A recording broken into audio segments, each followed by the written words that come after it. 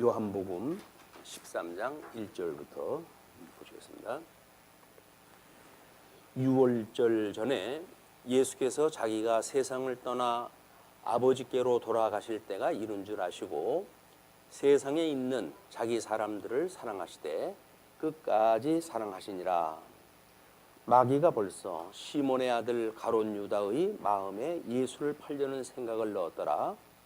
저녁 먹는 중 예수는 아버지께서 모든 것을 자기 손에 맡기신 것과 또 자기가 하나님께로부터 오셨다가 하나님께로 돌아가실 것을 아시고 저녁 잡수시던 자리에서 일어나 겉옷을 벗고 수건을 가져다가 허리에 두르시고 이에 대야에 물을 떠서 제자들의 발을 씻으시고 그 두르신 수건으로 닦기를 시작하여 시몬 베드로에게 이르시니 베드로가 이르시되 주여 주께서 내 발을 씻기시나이까.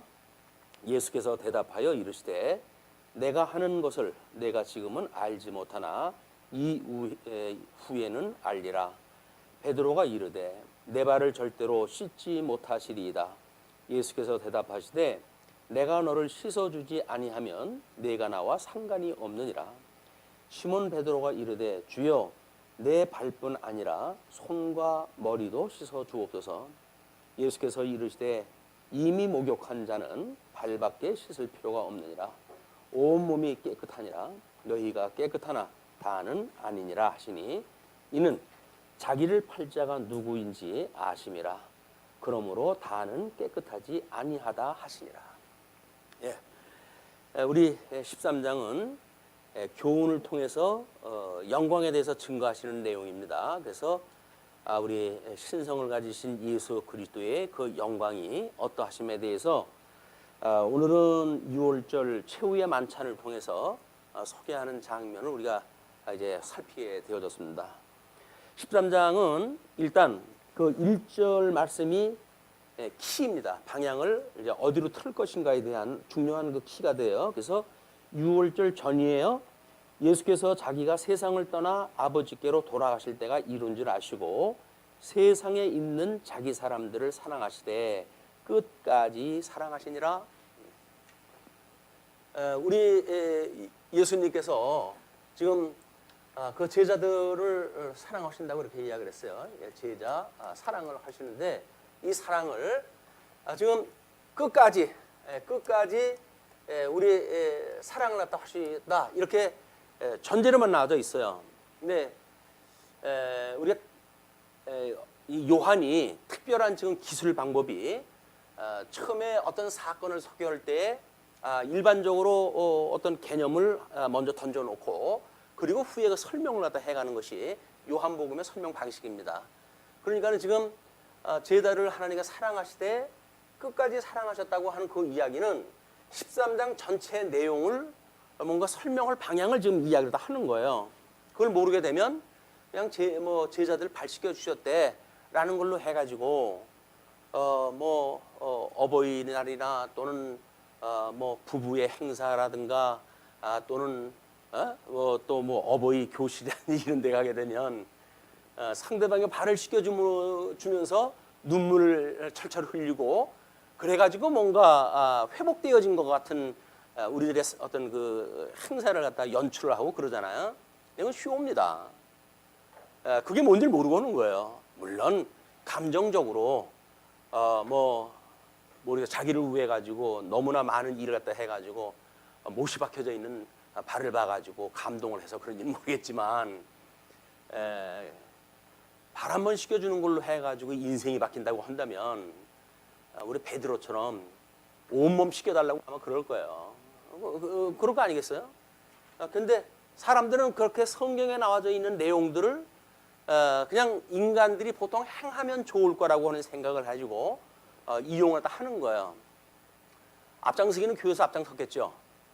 천주교에서는 그걸 또 세족식이라고 그래가지고 규례로 성례로 삼았습니다. 종교 개혁자들이 그게 무슨 말도 안 되는 소리다 해가지고 7성례 가운데 5개를 전부 제거해버렸죠. 그리고 구약 성경의 언약대로 이루어졌다고 하는 걸 보여주는 표적적인 성례 2개만 남겨놓은 거예요. 그것이 세례와 성찬에 대한 이야기입니다. 그렇기 때문에 그런 원리도 모르고 지금 뭐 세례와 성찬이 또 아무것도 아닌 것처럼 이야기하는 사람들도 성경에 대해서 전혀 이해하지 못하고 있는 사람들이에요. 그렇기 때문에 뭐 사도신경이 필요 없다는 운동 뭐 이렇게 하는 사람들도 어떤 자유주의자들의 공격에 의해서 근본주의자들이 붙들고 있는 막 그런 그 성경의 진리를 지금 무너뜨리려고 하는 공격인지를 모르고 그냥 어중이 떠중이 아무한테나 보고 뭐 필요가 없는 거다, 뭐 그게 사도가 쓴 게 아니다 이렇게 해가지고 필요 없다고 이야기를 하는데, 그렇게 말하는 사람들 잘 보시게 되면 전부 잘못되어진 사람들이에요. 신앙적으로 잘못되어진 사람들이 그렇게 공격을 갖다 해옵니다. 자기는 물론 뭐 아주 사랑하는 마음으로 한다고 그러지요. 그런 건 사랑이 아니에요. 아주 독사를 갖다 쏘는 그런 그 일이기 때문에 매우 경계를 갖다 해야 되는 일입니다. 마찬가지로 13장에서 이야기되어지는 발 씻는 문제도 마찬가지예요. 그런데 일단 예수님이 사랑을 하시는데 끝까지 사랑을 갖다 하시는데 거기에 그 하나님의 사랑의 어떤 동기가 설명되어져요. 그게 뭐냐면 마귀가 벌써 시몬의 아들 가룟 유다의 마음에 예수를 팔려는 생각을 넣었어요. 첫 번째는 자기가 세상을 떠나 아버지께로 돌아갈 때를 알았고, 두 번째는 가룟 유다에 의해서 예수가 팔려는 생각을 가지고 있는 걸 알았고, 이런 그 일로 인해 가지고 또 3절에는 그러지요.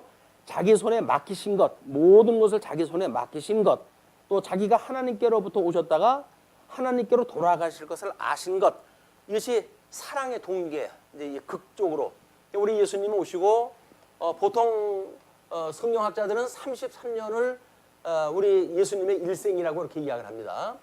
여기에 끝자락에 3년 여간을 우리가 공생애라고 이렇게 이야기를 했어요. 공생애. 이 중에 또 제일 끝자락에 한 주간을 6월절 주간으로 해가지고 보통 예수님의 돌아가신 사건을 극대화되어진 6월절 사건이 소개가 되어지거든요. 이 6월절이라고 하는 그런 그 의미도 우리가 13장을 이해하는데 매우 중요한 그런 그 절기예요. 그런데 보통은 4절에서 보니까 저녁 잡수시던 자리에서 일어나 겉옷을 벗고 수건을 가져다가 허리에 두르시고, 이거는 보통 세족이라고 하는 그 이야기는 하인이 손님이 자기 집에 방문했을 때 물을 떠다가 발을 씻겨주는 것이 이스라엘 백성들 그 나라의 그냥 문화였어요.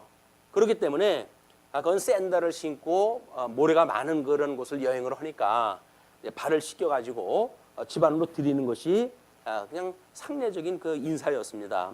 그런데 예수님은 저녁을 잡수던 자리에서 일어나가지고 그 이야기를 하셔요. 그러니까 지금 보통 일반적인 문화하고는 뭔가 다른 상황으로 벌어지는 겁니다.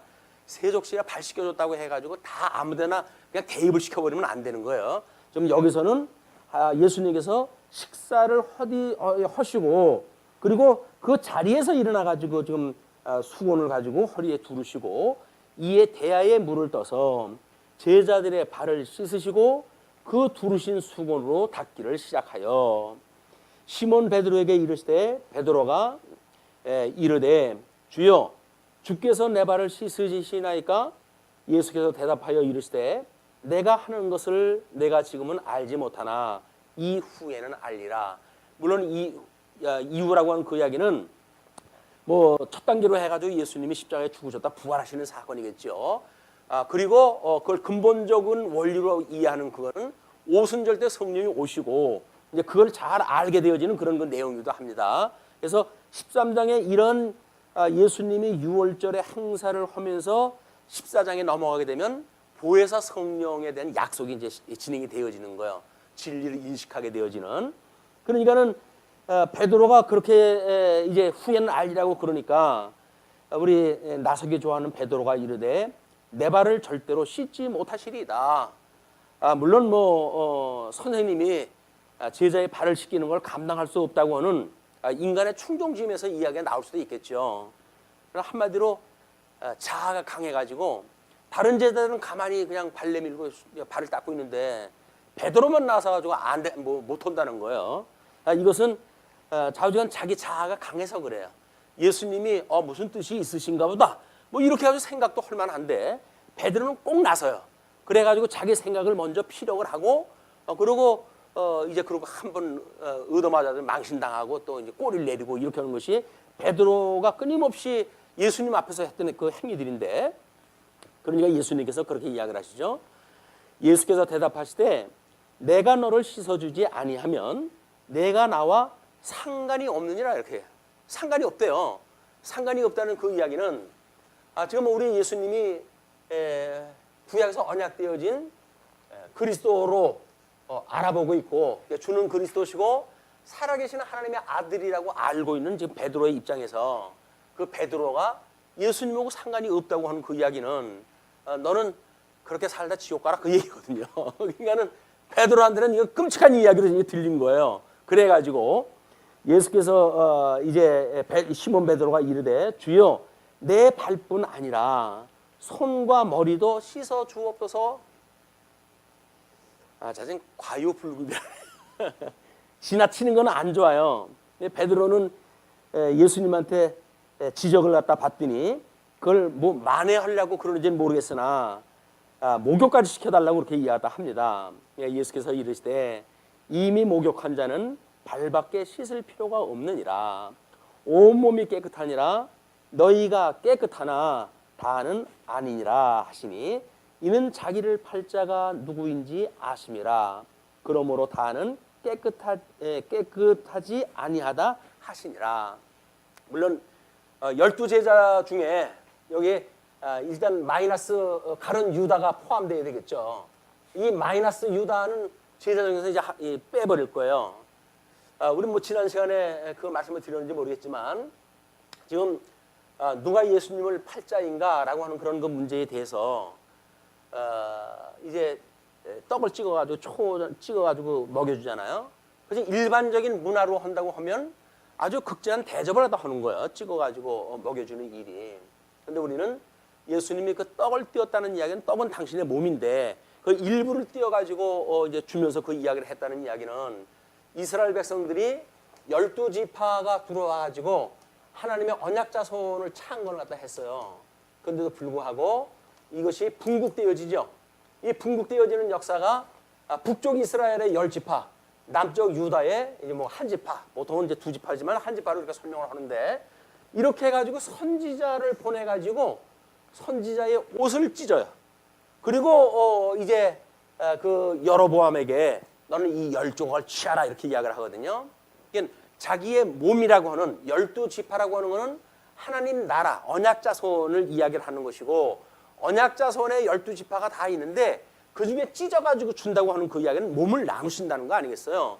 그러니까 지금 가룟 유다에게 초를 찍어가지고 떡을 띄워서 준다는 그런 그 이야기는 떡 전체 중에 망할 사람까지 포함돼가지고 그걸 준 거예요.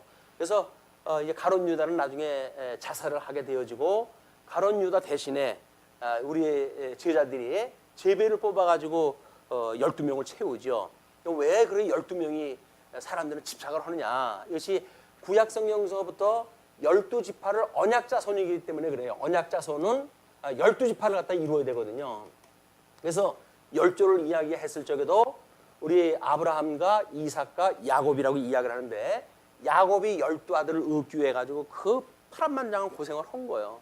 그리고 험악한 내가 세월을 살았다고 이야기하는 것이 12아들을 얻기 위해서 그런 거예요. 그렇게 해가지고 다 얻었는가 보다 했더니 그걸로 해서 이제 광야 우리 애굽으로 해가지고 팔려가지 않습니까? 또 이제 자손들을 위해 가지고 애굽으로 내려가고 그래가지고 400년 동안의 종노릇하게 되어지는 언약 자손들의 이야기입니다. 자 그렇게 이야기 되어졌는데 가룟 유다가 이제 빠질 거를 하나님 예수님께서는 알고 계신 거죠. 요거는 이미 가룟 유다가 예수님이 유월절을 지키실 때에 지금 그가 팔 것을 준비하는 거를 지금 준비를 했다 하니까 유월절 어린 양으로 제공할 거를 이미 준비하고 있는 걸 예수님은 아셨어요. 이 가룟 유다에 의해서 유월절 어린 양으로 예수님이 돌아가셔야 되고 그리고 이걸로 인해 가지고 예수님이 이제 비하의 신분으로 이 땅에 오셨지만 부활 승천하셔가지고 우리 주님께서 이 승천하실 거 아니겠어요? 이 승천을 갖다 하심으로 해가지고 승기의 신분이 시작이 되어진단 말이에요. 그래서 이 비하의 신분과 승기의 신분 이것이 하나님께서 귀하게 여기셔가지고 우리가 끊임없이 지금 영광을 이야기할 때 귀하게 여기셔가지고 그런 영화의 광채로의 영광을 지금 보여주신다 이렇게 이야기를 했어요. 하나님이 어떻게 사랑하시는지에 대한 것을 예수님의 비하의 신분과 승기의 신분을 통해 가지고 하나님의 영광을 지금 계시하고 계신 거다. 그래서 하나님의 이 영광 선포는 예수님이 돌아가시는 사건도 영광이고, 그 다음에 예수님이 돌아가시는 사건도 이것이 하나님의 영광인 거예요. 그러니까 하나님의 영광이 인간들이 생각하는 것처럼 승승장구하는 것만 영광이 아닙니다. 이 주님께서는 승승장구하고 몸이 귀하게 되어진다는 이야기는 천한 자리에 떨어지지 않고는 귀하게 될 수가 없는 거 아니에요. 선지하셨던 예수님께서 비하의 신분으로 사람의 몸으로 이 땅에 입고 오셔가지고 비하의 신분으로 살고 계시다가 끝내 승기의 신분으로 귀한 신분인 걸 공포를 받아 함으로 해가지고 하나님의 영광이 선포되어지는 그런 현장을 지금 이야기를 하는 거예요. 자, 그러면 일단 이제 12절로 20절까지 예수님의 본을 통해서 섬길 것을 교훈하다 하거든요. 그러니까 이런 객관적인 세족에 대한 이야기는 그냥 뭐 그런 거보다 하고 지나갈 수가 있죠. 근데 이제 어디에서부터 우리가 혼란이 오기 시작을 하냐면 예수님께서 본을 보이시고 너희들 그리 행하라 라고 이야기가 나오거든요. 그때로부터 이 사람들은 이제 이 혼란에 빠지는 거예요. 하라고 그러는데 해야 되는데 이런 그 이야기거든요. 근데 예수님께서 하라고 하시는 이유가 또는 그 근본 원리가 뭔지를 모르게 되면 성경에 나와 있는 모든 명령문을 인간들이 해야 된다고 생각이 드는 거예요. 그러면 예수님이 못 들어오셔요. 인간들이 할 수 없기 때문에 예수님이 오셨는데, 근데 예수님이 이 땅에 오신 거는 인간이 할 수가 없어서 아담 이후에 모든 인생들이 망했기 때문에 우리 주님이 와가지고 이루시는 거 아닙니까? 그래서 우리가 그 예수님을 믿는 거란 말이에요.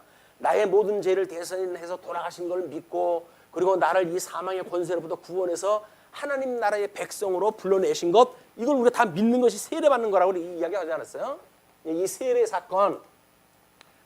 자, 이렇게 신약 성경의 배경을 놓고 이제 구약적인 원리를 가지고 이제 우리가 12절서부터 살펴봐야 될 이유가 있는 겁니다.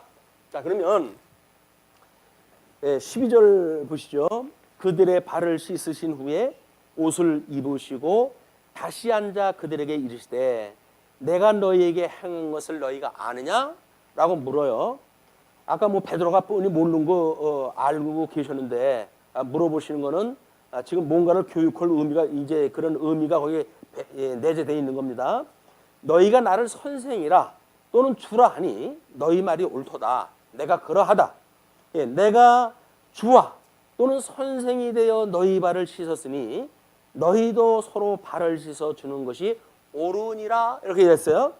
내가 너희에게 행한 것 같이 너희도 행하게 하여 본을 보였노라.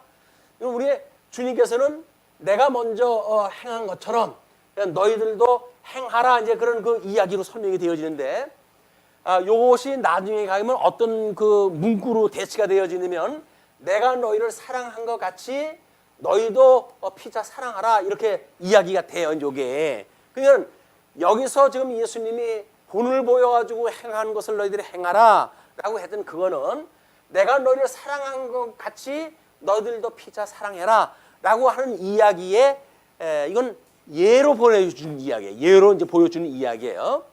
자, 그러면 이제 내가 너희에게 행한 것 같이 너희도 행하게 하려 하여 본을 보였다.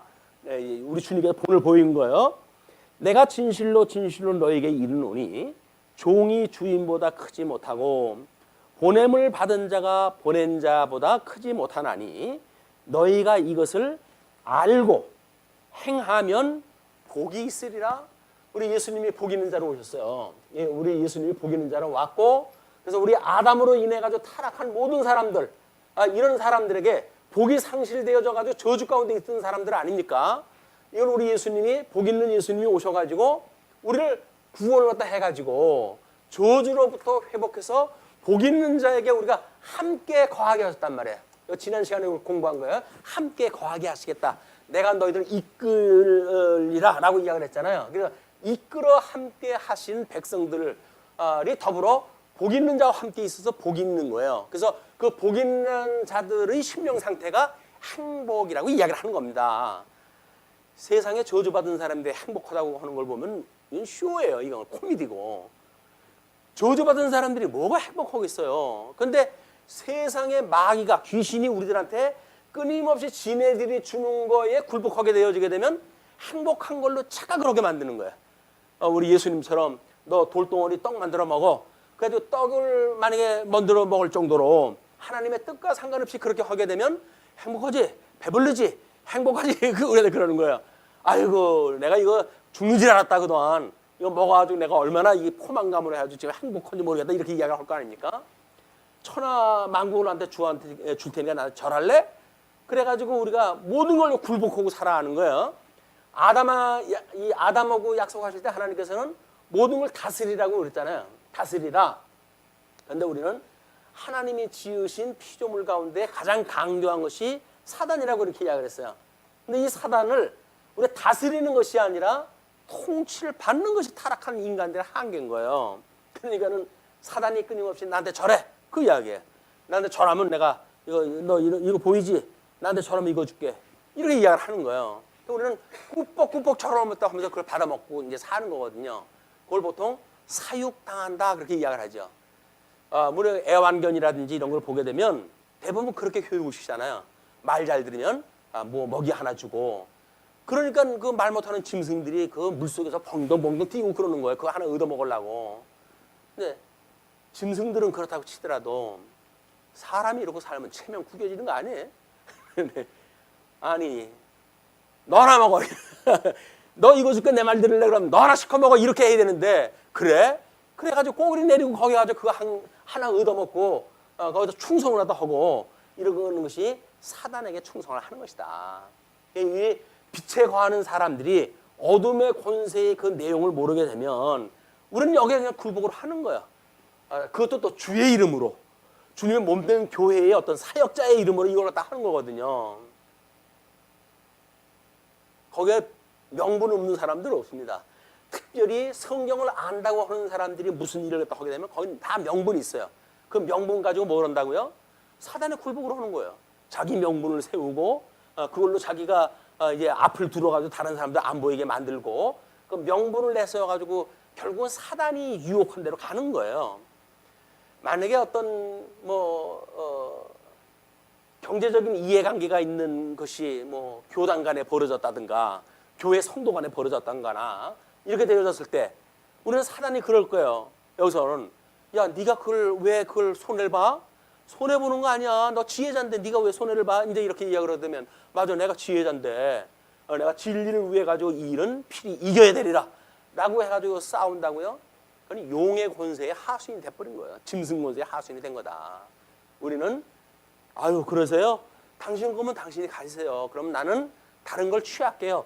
이게 지금 우리 아브라함이 보여줬던 그 모습 아닙니까?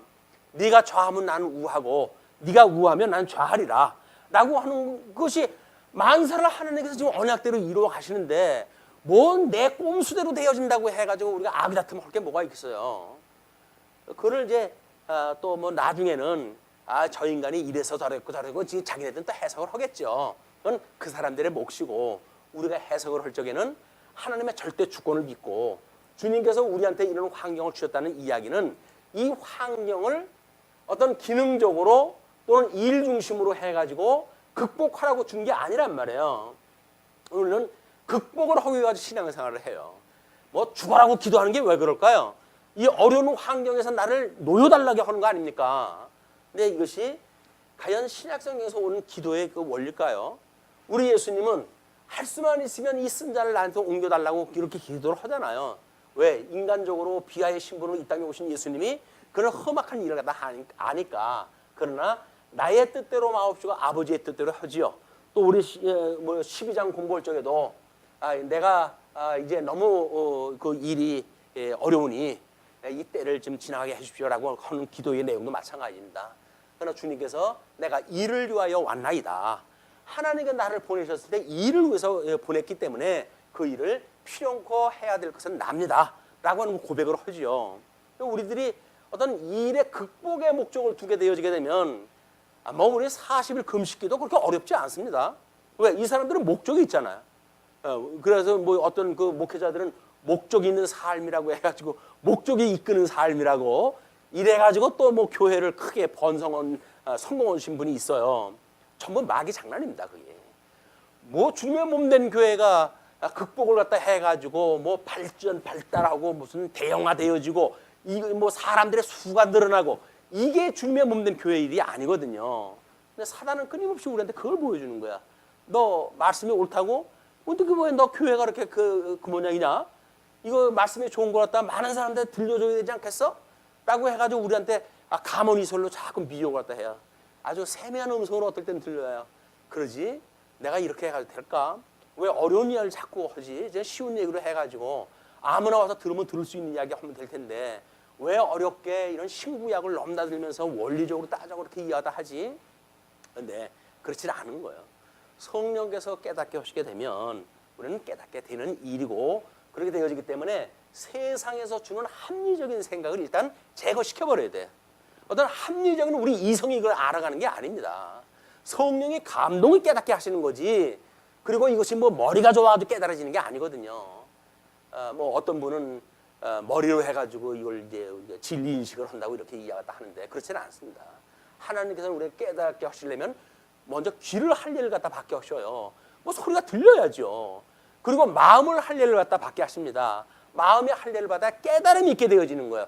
기독교라고 하는 건 깨달음의 종교예요.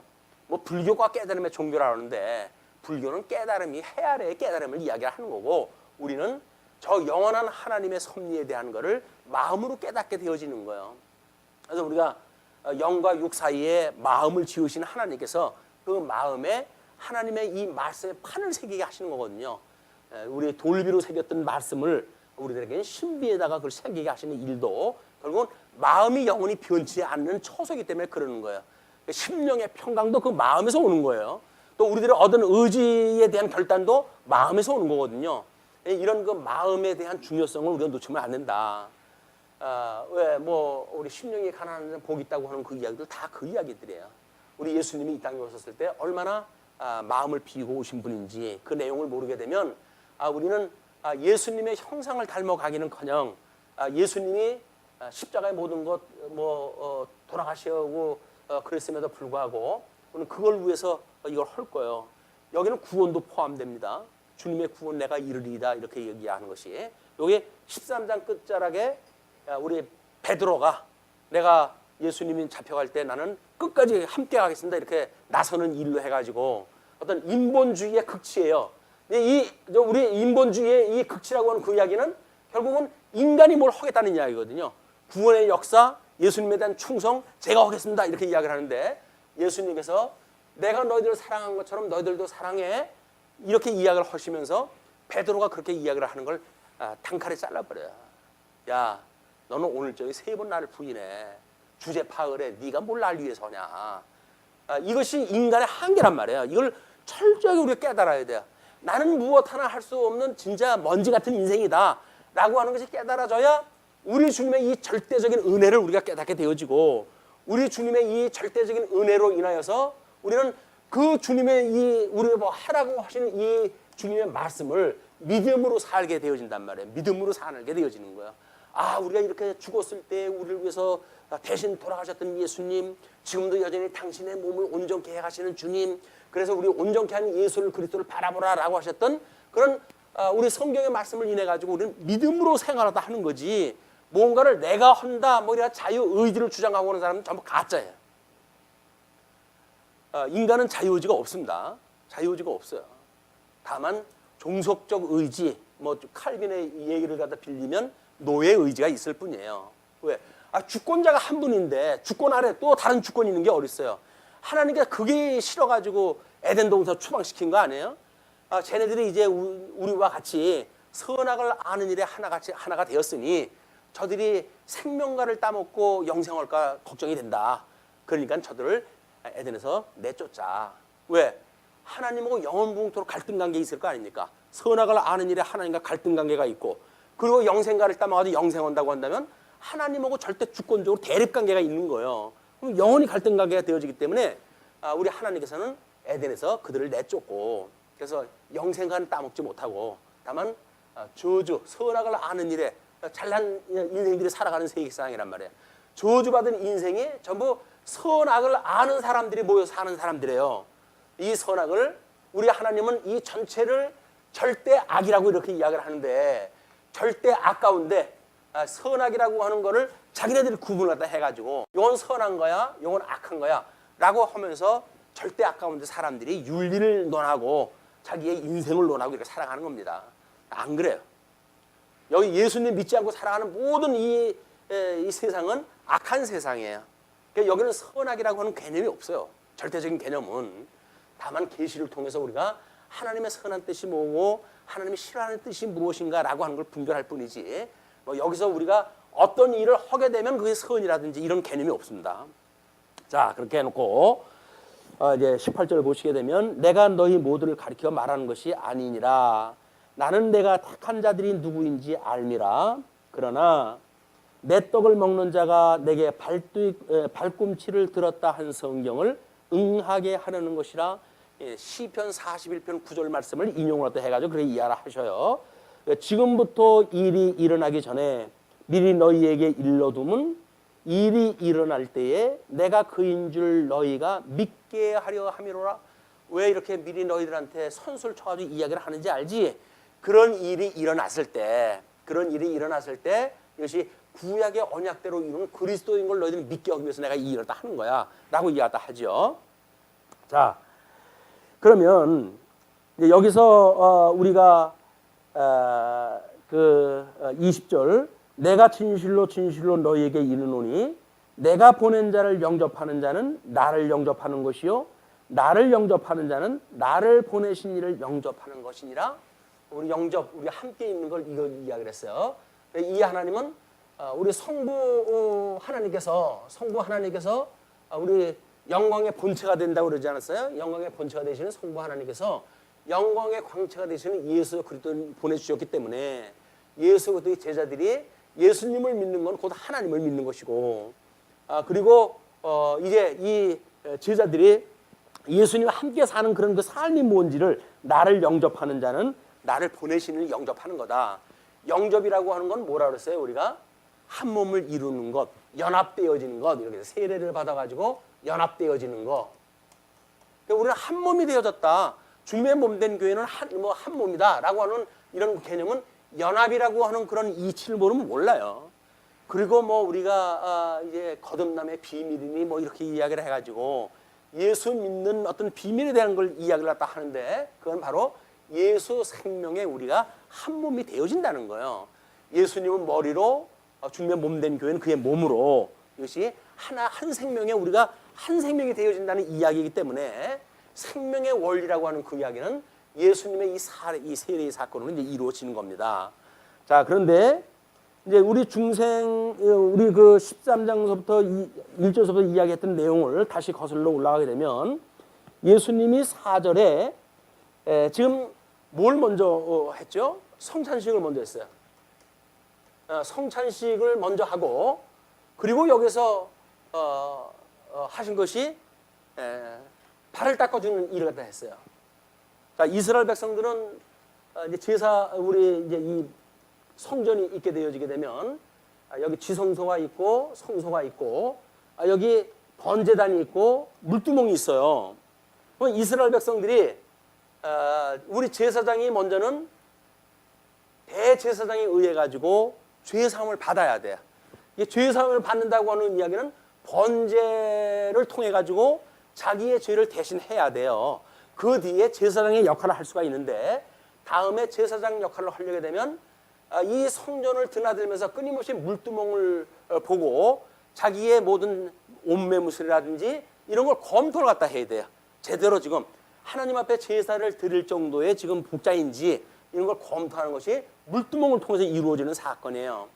그러면 이스라엘 백성들을 하나님이 구원을 하실 때 어떻게 했냐면, 먼저 애굽에 10조의 우리 야곱의 12아들을 애굽에다 넣으시고 400년 동안 생육번성하게 하셔가지고 여기서 충분한 이제 백성들이 번성하게 되어졌잖아요. 이때 출애굽을 하다 시켜요. 이때 출애굽을 시키시는데 우리 하나님의 이 출애굽을 시켜가시고 하시는 이야기가 모세를 통해 가지고 이 출애굽에 대한 원리를 쭉 가르쳐줘요. 우리 예수님은 이 율법과 선지로 오신 분이라고 이렇게 이야기를 했어요. 율법과 선지로 오신 분이 예수님이기 때문에 예수님이 지금 말씀하시는 거는 율법의 원리가 뭐고 선지의 원리가 뭔지를 지금 한꺼번에 보여주는 그림이에요. 자, 그러면 모세를 통해 가지고는 출애굽을 갖다 했을 때 홍해를 건너므로 해가지고 물세례를 통해 가지고 모세가 하나님 백성들을 이끌어내는 걸 작업을 하지요. 선지서에 오게 되면 이 선지서에서는 우리 엘리야 선지자가 불심판으로 인해 가지고 대적들을 심판하는 사건이 있게 되어져요. 그래서 주보의 그 그림을 보시게 되면 메시아 언약에 대한 하나님의 섭리다 이렇게 이야기를 해놓고 이 율법, 모세는 율법의 대표, 그 다음에 이 엘리야는 선지의 대표, 선지자의 대표, 이렇게 되어져 있는 거예요 지금. 그래서 모세가 물심판을 한 것이 이제 출애굽기 14장 21절로 28절에 소개가 되어져 있고, 엘리야의 불심판은 열왕기하 1장 2절로 17절까지 역사적인 사실로 기록이 되어져 있는 거예요. 그런데 우리 누가복음에 보게 되면 세례 요한의 물세례와 십자가의 죽으심의 사건이라고요. 예수님의 십자가의 사건을 두 가지 의미를 부여해요. 세례 요한에 의해서 물세례를 받고 또 이제 불세례를 십자가의 사건을 통해서 불세례를 받는단 말이에요. 그럼 이제 예수 그리스도가 이 불세례를 통해 가지고 구원을 받는 일, 그리고 그분께 우리가 영접받아 가지고 한 몸이 되어진 성도들이 앞으로 이제 중보자로 또는 제사장으로 살아갈 거 아닙니까? 우리가 만인 제사장이라고 이야기를 하니까 예수님을 믿는 사람들이 제사장으로 이제 살아가게 되어질 거예요. 그래서 땅에서 매면 하늘에서도 매일 것이고 땅에서 풀면 하늘에서 풀 것이라고 하는 약속을 주님께서 하신 바가 있는데 그런 그 약속이 남아져 있단 말이에요. 자, 그런데 우리 주보에서 봤던 것처럼 이 물심과 불심판은 이스라엘 이 하나님 앞에 이제 제사장의 역할을 감당할 수 있도록 제사를 받은 사람들은 물두멍을 통해 가지고 이건 이제 물이에요. 근데 이 번제단은 불로 해가지고 태우는 곳이에요. 그냥 이거 물로 태우는 곳과 불로 태우는 곳이 두 군데가 있기 때문에 예수님께서 지금 성찬식을 참석하셨다는 이야기는 당신이 십자가에 죽으실 것에 대한 예표로 지금 떡을 띄신 거 아니에요? 6월절 어린 양으로 떡을 띄었단 말이에요. 이게 불심판에 대한 거를 지금 설명한 거예요.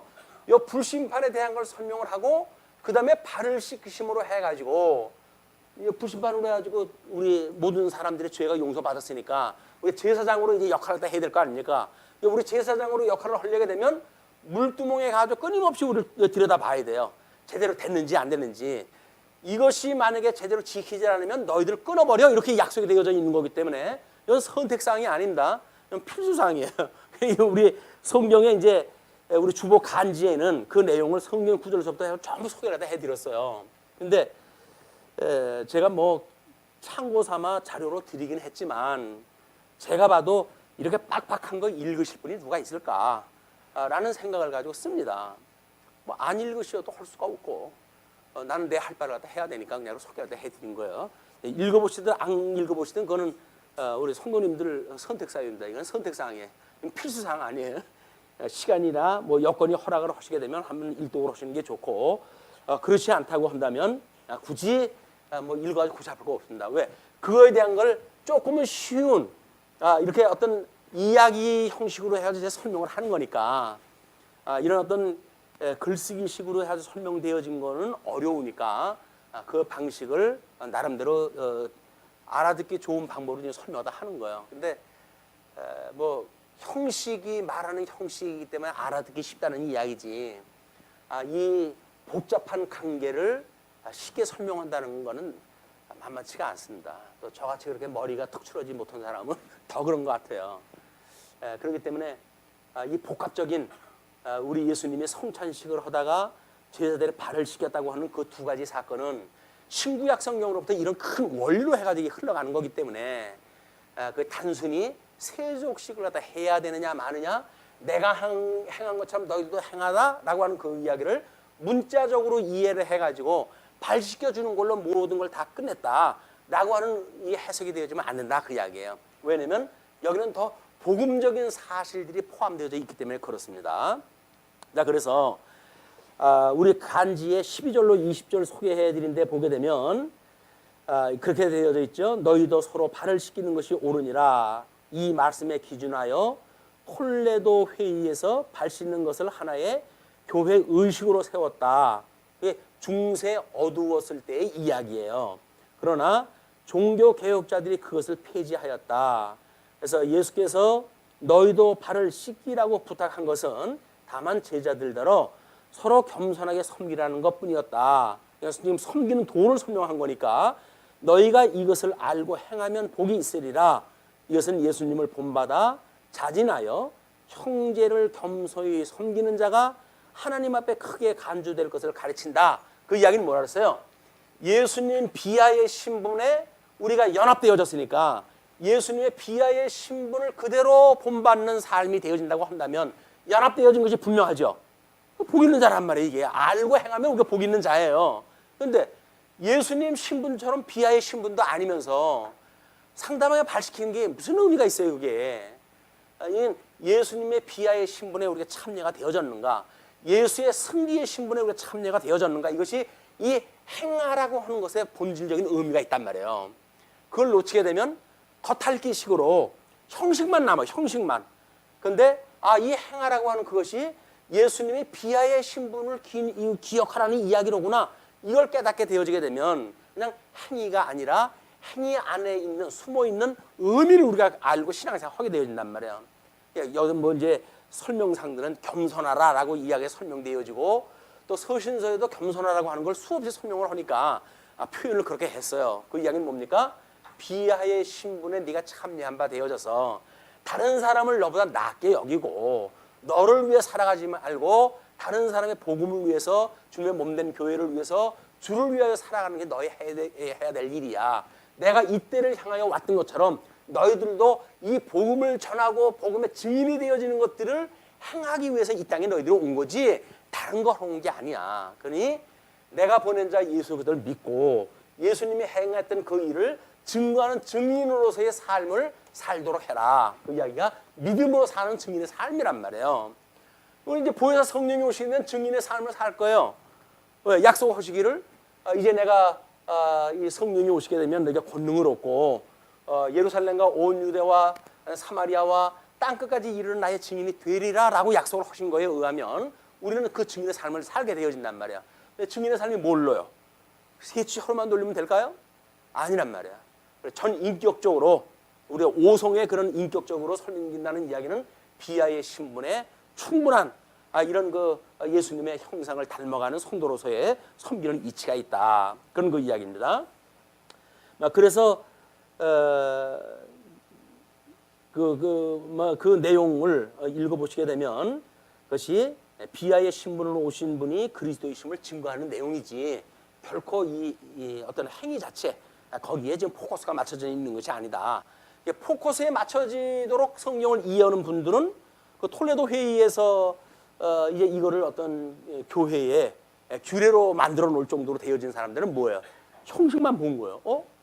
발을 씻기라고 그러는데 행하라고 그러는데 내가 행한 것처럼 너희도 행하라고 그랬는데 그러면 이걸 교회에서 그걸 해야지. 왜? 세례받을 때도 그랬잖아요. 떡을 띠면서 성찬을 떡 할 때 뭐라 그랬어요?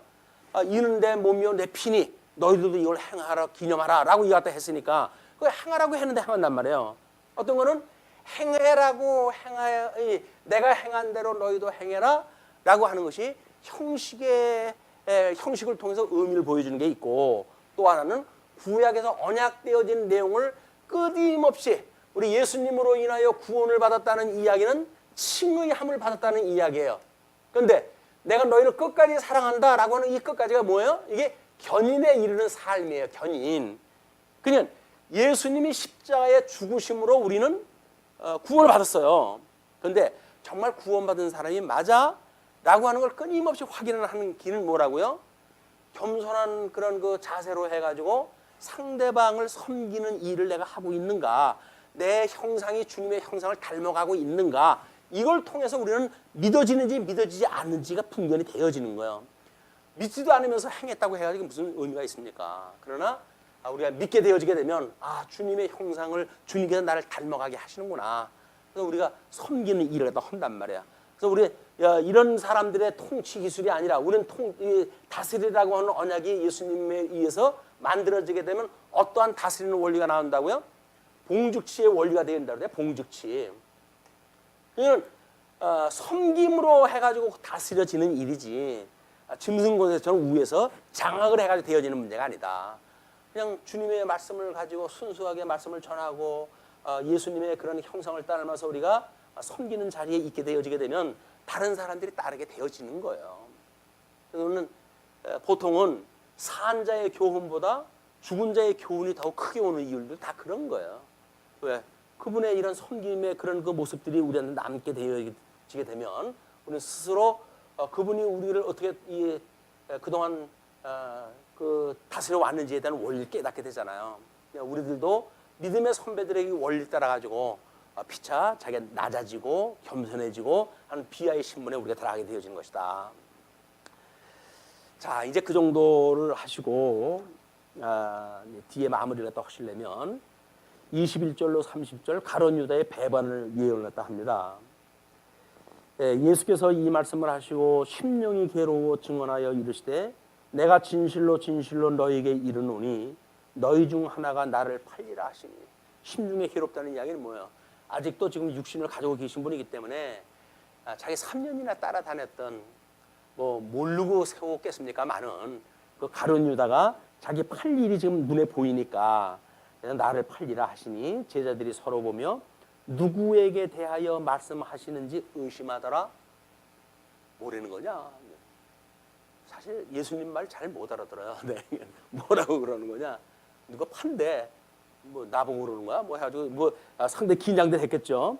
근데 예수의 제자 중 하나 곧 그가 사랑하시는 자가 예수의 품에 의지하여 누웠는지라.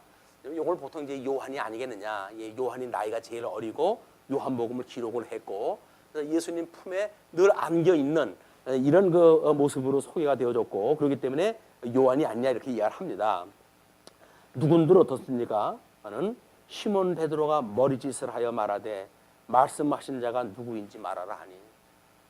예수님 턱 밑에 너 누워져 있으니까 우리 뭐 12명이 널리 보여가지고 한팔 간격으로는 벌어져 있지 않지만 12명이 이제 길게 있었으니까 무슨 얘기인지 모를 거 아니겠어요? 그냥 베드로가 요한한테 그냥 턱짓을 했다는 거야. 뭐야? 베드로 참 인간적이에요. 참 인간적이에요. 그러니까 그가 예수의 가슴에 그대로 의지하여 말하되 주여 누구니까? 예수님한테 물어봐요. 이제 알고 지금 지가 물어보지 왜 나보고 말하래? 요한은 그랬을는지 모르죠. 주여 누구니까? 그러니까 예수께서 대답하시되 내가 떡 한 조각을 적셔다 주는 자가 그니라 하시고 곧 한 조각을 적셔서 가롯 시몬의 아들 유다에게 주시니. 유다에게 떡을 띄워서 줬다는 이야기는 예수님이 이스라엘 백성들은 지금 분국이 되어질 거를 이야기한 것이고 우리 여로보암과 르호보암에 의해서 예수님께서는 떡을 떼어가지고 이 자기를 팔자 가룟 유다에게 주었다는 이야기는 자기를 몸을 찢게 할 그런 자라고 하는 걸 알고 지금 그가 다 하시는 일입니다. 그래서 이제 그 조각을 받은 후 곧 사탄이 그 속에 들어간지라. 이에 예수께서 유다에게 이르시되 내가 하는 일을 속히 하라 하시니. 사탄이 지금 뭐 바깥에 있다가 특별히 요때 딱 해가지고 이 가룟 유다 속에 들어가고 그래가지고 이 일이 되어지고 이런 어떤 물리적 방식으로 이해를 하면 안 돼요. 원래 이 어둠의 권세라고 하는 것은 사단의 권세 안에 있는 거예요. 다만 예수님의 팔고 싶은 그런 일을 행할 자기가 통치할 바로 이 일을 갖다 할 그런 생각을 넣어줄 사탄이 마음이 들어갔다. 이제 그런 그 이야기입니다. 그래서 뭐 귀신이 들어갔다 빠졌다 이렇게 해가지고 무슨 뭐 귀신 장난하고 하는 사람들 많잖아요. 신비주의자들이. 그렇지는 않아요. 예수님을 믿지 않으면 전부 사단의 권세 아래에 있는 건데 뭘 귀신을 빼냅니까? 빼내는 사람들 다 똑같은 권세 아래서 있으면서 웃기는 거예요, 이게. 자, 그러니까 이에 예수께서 유다에게 이르시되 내가 하는 일을 속히 하라 하시니 이 말씀을 무슨 뜻으로 하셨는지 그 앉은 자 중에 아는 자가 없고 어떤 이들은 유다가 돈꾀를 맡았으므로 명절에 우리가 쓸 물건을 사라 하는지 혹은 가난한 자들에게 무엇을 주라 하시는 줄로 생각하더라. 이때도 가난한 자 뭐 준다고 하는 거예요. 자꾸 관심 갖잖아요. 옥합을 깨트렸을 때도 그랬잖아요. 그걸로 가난한 자를 주지. 그걸 그 쓸모없이 그렇게 하냐라고 이야기하다가 예수님한테 책망을 듣고 그랬잖아요. 가룟 유다가. 가룟 유다는 돈밖에 모르는 인간이에요. 근데 자기는 매우 아주 합리적인 생각을 가지고 가난한 자를 위하여 이게 명분을 내세우고 그러지 않습니까? 그런데 지금도 그래요. 주님의 몸된 교회에서 이 내가 너희를 사랑하니 너희들도 사랑하라라고 하는 이 사랑의 관계를 모르니까 마치 내가 행한 것처럼 너희들도 행해라고 했던 것처럼 그래서 가난한 자에게 밥 한 그릇 주는 게 사랑이라고 오해를 다 하는 거예요. 그래서 바퍼 목사가 유명하고 그런 겁니다. 교회는 바퍼 주는 데가 아니에요. 생명의 말씀은 꼴을 주는 데지 사람의 입에다 뭘 먹으라 밥 주는 데가 아니란 말이에요. 물론 우리 예수님의 그런 그 비하의 신분을 우리가 믿고 함께 살아가는 성도들끼리 우리가 어떤 그 어려움에 처해져 있는 사람들을 위해서 연보를 하고 그러지 않습니까? 연보라고 하는 그것이 가난한 자를 위해 가지고 쓰는 일이란 말이에요. 그게. 근데 그거를 마치 다른 사람한테 뭘 입에다가 넣어줘야 그게 사랑이라고 생각이 드니까 그럼 너희는 가난한 사람한테 밥 한 그릇 줘봤어? 뭐 이렇게 이야기하는 사람이 대며들지 몰라요. 근데 지금 사랑이라고 하는 그 이야기는 예수님처럼 내가 하나님의 아들이거든 이 돌로 떡덩어리를 만들어 먹어라 라고 하는 걸로 증거되어지는 게 아니란 말이에요. 과감히 사람이 떡으로만 아니라 하나님 말씀으로 사는 것이야 라고 하는 하나님 말씀으로 우리가 존재한다고 하는 그거를 우리가 이제 강력하게 이해하겠다 해야지 믿지 않는 사람들하고 똑같은 거 여기서 육적으로 해가지고 먹고 사는 문제 이걸로 해가지고 진리를 폄하하는 일은 진리 왜곡 현상입니다. 자, 이제 그렇게 해서 유다가 조각을 받고 나가니까 밤이 됐어요. 31절로 33절을 보게 되면 가룟 유다의 미혹으로 영광을 얻으십니다. 그가 나간 후에 예수께서 이르시되 지금 인자가 영광을 받았고 하나님도 인자로 말미암아 영광을 받으셨도다. 우리 이제 영광 우리 주님께서 영광을 하나님 받으세요라고 이야기를 했더니 내가 영광을 얻었고 앞으로도 얻으리라. 우리 12장에서 그렇게 이야기를 했잖아요. 지금 예수님을 가룟 유다가 팔려간다고 하는 사건을 가지고 이미 예수님도 영광을 받았고 하나님을 보냈던 하나님도 영광을 지금 얻는 거란 말이에요. 만일 하나님이 그로 말미암아 영광을 받으셨으면 하나님도 자기로 말미암아 그에게 영광을 주시니 곧 주시리라. 그러니까 하나님이 이제 그 영광을 받으셨다고 한다면 하나님은 자기로 말미암아 그에게 영광을 주시리라. 그 이야기는 망하는 것도 흥하는 것도 하나님 절대 주권 아래에 있는 것으로 이거 설명하다 하면서 작은 자들아 내가 아직 잠시 너희와 함께 있겠노라. 너희가 나를 찾을 것이나 일찍이 내가 유대인들에게 너희는 내가 가는 곳에 올 수 없다고 말한 것과 같이 지금 너희에게도 이르노라. 너희들은 스스로 뭐 나한테 온다든지 이런 데가 아니다. 나는 육신을 벗고 이제 하나님 나라 갈 거거든. 나를 따라온다든지 믿지 않는 사람들이 뭐 어디 이방인한테 복음 전하러 가는가 이런 쓸데없는 생각하는 거 그런 사람들 본받지 마라. 그런 그 이야기죠. 그러면서 새 계명을 주노니 해가지고 34절로부터 35절 서로 사랑하는 새 계명을 주셔요. 그러니까 이게 이제 오해의 여지가 있는 거예요. 이게 새 계명입니다. 새 계명. 이 새 계명이 있다는 이야기는 옛 계명이 있다는 이야기겠죠? 예, 이쪽에 옛 계명에 대한 이야기예요. 옛 계명. 그런데 신명기에서 이 옛 계명 율법의 대강령에 대해서 설명했다 할 때 위로는 하나님을 사랑하고 이웃을 내 몸같이 사랑하라 라고 하는 것이 율법의 대강령이다 이렇게 이야기를 했어요. 예, 율법의 강령이다. 그러니까 모세가 율법의 대표로 해가지고 선포한 모든 그 계명은 이게 대강령인데 위로는 하나님을 사랑하고 이웃을 내 몸같이 사랑하는 허라는 이야기란 말이에요. 그런데 이제 그 34절의 새 계명을 너희에게 주노니 서로 사랑하라. 내가 너희를 사랑한 것 같이 너희도 서로 사랑하라 이렇게 이야기를 하잖아요. 그래서 너희가 서로 사랑하면 이로써 모든 사람이 너희가 내 제자인 줄 알리라. 그래서 예수님의 이 비하의 신분과 승기의 신분에 참여되어진 자, 이런 사람들의 믿음의 행위로 인해 가지고 다른 사람들이 봤을 때, 저 사람이 예수님처럼 살았네, 예수님의 그런 그 말씀이 보이네 라고 하는 걸 보여줬을 때 다른 사람들이 그리스도인인지를 안다, 그 이야기예요. 우리는 이 견인에 이르기까지의 성도의 삶은 믿음으로 살지요. 그런데 이것이 예수님이 우리의 대속주예요, 주는 그리스도시고 살아계시는 하나님의 아들이십니다 라고는 신앙 고백으로 해가지고 우리가 의롭다고 칭함을 받았단 말이에요.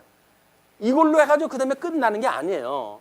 의롭다고 칭함을 받은 우리들은 끊임없이 온전케 해가시는 분이 주님은 그리스도시고 살아계신 하나님의 아들이십니다 라고 하는 믿음을 가지고 견인에 이르게 되어진단 말이에요.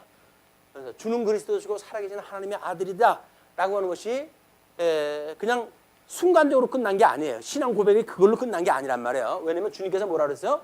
주는 그리스도시고 살아계신 하나님의 아들이십니다 라고는 신앙 고백 후에 주님의 몸된 교회를 세우신다고 그랬단 말이에요. 이거는 음부의 권세가 무너뜨리지 못하는 교회를 세우신다고 그랬어요. 그 이야기는 뭐예요? 이 신앙 고백 후에 견인하는 교회, 음부의 권세가 무너뜨리지 못하는 교회를 주님께서 이걸 인도해 가신다는 이야기거든요. 우리 끊임없이 주는 그리스도시고 살아계신 하나님의 아들이에요. 구약에 언약된 대로 주님은 오신 그리스도가 맞습니다 라고 하는 걸 우리는 매일같이 고백을 해야 된단 말이에요. 그런데 뭐 맨날 예수가 그리스도인지를 알면 됐지, 사복음서를 가지고 사람 진을 뺍니까? 안 그래요. 이제 나 외에 다른 신을 너희들이 우상을 만들지 말어 라고 했던 그 이야기는 뭐예요? 복음서에서 계시되었던 이 예수님, 그 예수님이 아니면 전부 우상숭배, 우상숭배. 성경 우리 복음서에서 예수님에 대해서 뭐라고 설명되어졌는지 그걸 제대로 우리가 알고 행하게 되어지는 것이 믿음으로 행하게 되어지는 거고, 이것만 우리 하나님을 섬기는 도리지, 그게 아니고 자기네들이 좋아했던 방법, 세상에서 배웠던 습관, 뭐 문화, 그런 걸 적당히 섞어가지고 예수님을 믿는 것은 믿음의 행위가 아니란 말이야. 이게 잘못되어지게 되면 우리가 신비주의나 이런 데로 왜곡되어지게 되어진다. 자, 그러면서 그런 이제 무슨 얘기인지 아시겠죠? 너희가 서로 사랑하면 이로써 모든 사람이 너희가 내 사랑인 줄 이제 하나님의 사람인 줄 안다, 이렇게 이야기를 했으니까, 사랑을 하게 되면 내가 너희를 사랑했으니까 너희도 사랑을 해. 이 사랑이라고 하는 믿음의 행위가 다른 사람들이 봤을 때 너는 주 안에 있는 사람이로구나 이렇게 인정이 되어진단 말이에요. 이 사랑의 주체가 과연 어떻게 되어지는가 간 건 아니겠어요. 그걸 다음 부분에 설명을 한 거예요. 그게 뭡니까? 36절로 38절 베드로가 부인할 것을 예언을 딱 하셔요. 왜? 시몬 베드로가 이르되 주여 어디로 가시나이까? 예수께서 대답하시되 내가 가는 곳에 내가 지금은 따라올 수 없으나 후에는 따라오리라. 이제 그렇게까지 설명을 했어요. 이제 후에는 따라와. 지금은 안 돼. 이렇게 이야기하다 했더니 베드로가 이르되 주여 내가 지금은 어찌하여 따라갈 수 없나이까? 그래. 주를 위하여 내 목숨을 버리겠나이다. 식은 소리 하는 인간들 때문에 주를 위하여 자기가 목숨까지 내놓겠다는 거예요.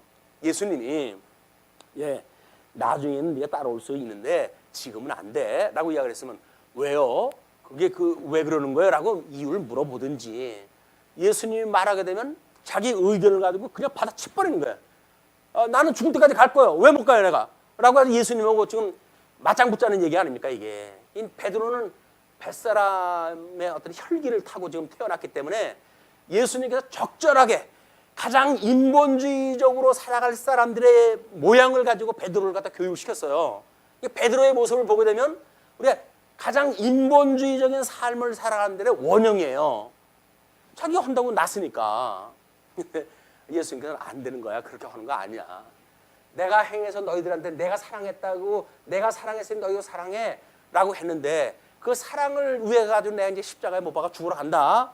근데 너희들 내가 죽고 가는 곳은 너희들이 따라올 수 없는 곳이야 지금은. 그러니 나중에는 오지만 지금 따라올 수 없다라고 이야기를 했더니 왜 못 간다는 얘기입니까? 나를 뭘로 보고, 내가 의협심이 얼마나 다하고 인간적인 그런 아주 나름대로 사나이 중에 사나인데 하겠다는 이야기예요.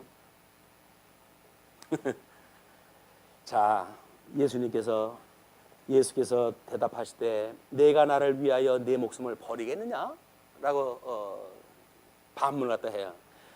우리는 예수님이 반문을 하게 되면 뭐가 좀 뚫려야 될 거 아니에요. 이건 뭐 잘못된 얘기했나 이래야 되는데, 내가 진실로 진실로 내게 이르노니 닭 울기 전에 내가 3번 나를 부인하리라.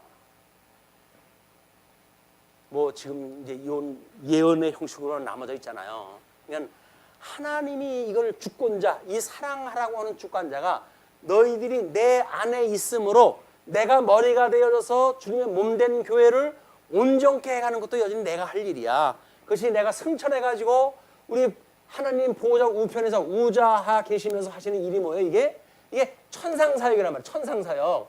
예수 그리스도의 천상사역에 의해서 주님의 몸된 교회가 끝날까지 주님께서 붙들고 계신다고 하는 거거든요. 이걸 믿는 사람들은 주님의 그 은혜로 인해 가지고 견인된다는 걸 믿어요. 근데 나머지 사람들은 전부 자기네들이 해야 된다는 거예요. 아니 성경에 사랑을 하는데 왜 사랑을 안 해요? 성경에 이렇게 하라고 하는데 왜 안 해요? 그냥 당신들은 가짜야 이렇게 이야기도 하잖아요. 근데 그 사람들은 나는 성경을 몰라요라고 하는 고백하고 똑같은 거예요. 우리가 이 성경은 뭐예요? 이제 서신에서 이야기했던 하라 하지 마라 그 이야기는 뭐예요? 다 주님께 너희들이 함께 있으니, 내가 너희들과 함께 있으니 머리된 내가 너희들을 이렇게 이루어 갈 거야. 그게 믿어지는 자는 그렇게 하게 될 것이다. 근데 너희들이 믿어지지 않게 되면 못하게 될 거야. 그 이야기예요. 그러니까 믿어지는 사람도 못할 수가 있어요. 믿음의 열매, 우리가 믿음이 이제 연약하게 되면. 그렇다고 해가지고 행위 자체만 가지고 이것이 옳으냐 그러냐를 판단하는 이야기는 율법주의자들의 일입니다. 율법주의자들은 행위만 놓고 보니까 예수님 오실 때 똑같아요, 이제. 그러나 우리 성경의 이 논리를 봐가지고 이것이 우리 하나님께서 천상에서 하시는 일이구나. 근데 여기서 하시는 일도 내가 몰랐는데 하늘에서 하는 일을 제가 어떻게 알 수가 있어요? 라고 이야기를 했더니 예수님께서 염려하지 마. 그 이야기가 14장의 이야기야. 내가 보혜사 보내줄게. 보혜사가 내가 여기 너희들과 함께 있었을 때 이야기했던 거 다 기억나게 하고, 성령께서 내가 먼저 가는 게 너희들한테는 좋아. 그 성령이 오시게 되면 너희의 보혜사가 되난다 라고 하는 걸 가르쳐 줌으로 해가지고 예수님을 편에 보내드릴 수가 있잖아요. 대신 성령님을 보내주신대 라고 해가지고 살아갈 수가 있잖아요. 그렇지 않으면 그러면 예수님 우리를 두고 어딜 간단 말입니까 해가지고 못 죽게 막아야죠. 목숨을 걸고 막아야지. 이 베드로를 필두로 해가지고 못 가십니다. 못 가십니다. 근데 예수님 십자가에 돌아가실 때쯤 되면은 제자들 다 도망가 버려요. 다 도망가 버려요. 베드로 헛 얘기가 있어서 그런지 예수님 돌아가시는데 갔다가 예수님하고 눈이 딱 마주치는데 그 순간이 언제죠? 닭이 3번 울 때예요. 닭이 3번 울 때. 내가 죽어도 내가 갑니다 라고 이야기했다 했는데 내가 닭 3번 울기 전에 나 3번 부인할 거야 라고 그러는데 젊은 계집아이, 그러니까 종이 너 당신도 급해 맞잖아요 라고 이야기할 때 나는 그를 모른다고 저주를 갖다 하면서 피해요 그 자리를. 뭘 죽는 데까지 가요. 죽는 데까지 가기를. 근데 성령이 오시고 성령의 충만함을 입고 베드로는 급기야 그 전도의 사역을 감당하고 거꾸로 십자가에 못 박혀 돌아가시게 되어지는 놀라운 그 반전의 역사가 시작이 되어집니다. 그게 우리 소망인 거예요. 스스로 할 수가 없는데 성령이 오셔서 권능을 주시게 되면 세상이 감당할 수 없는 믿음을 가지고 증인의 역할을 하게 하신단 말이에요. 그냥 우리한테 끊임없이 성령 충만함을 기도할 일이고 믿음을 주십시오라고 기도할 일이다. 다른 거 달라고 할 게 아니에요. 먹을 거 주세요, 입을 거 주세요, 이거 할 거 아니에요. 우리 성령님의 권능만 있게 되어지게 되면 입을 것이 없어도 우리는 살게 되어지고 먹을 것이 없어도 살게 되어져요. 우리 이 성령님만, 우리 하나님만, 예수를 그리스도 믿는 이 믿음만 가지고 있게 되어지게 되면 세상이 감당할 수 없는 믿음을 가지고 믿음 생활을 하게 되어진다. 믿음의 전사가 되어지시기를 빌면서 말씀 줄이죠. 기도하시겠습니다.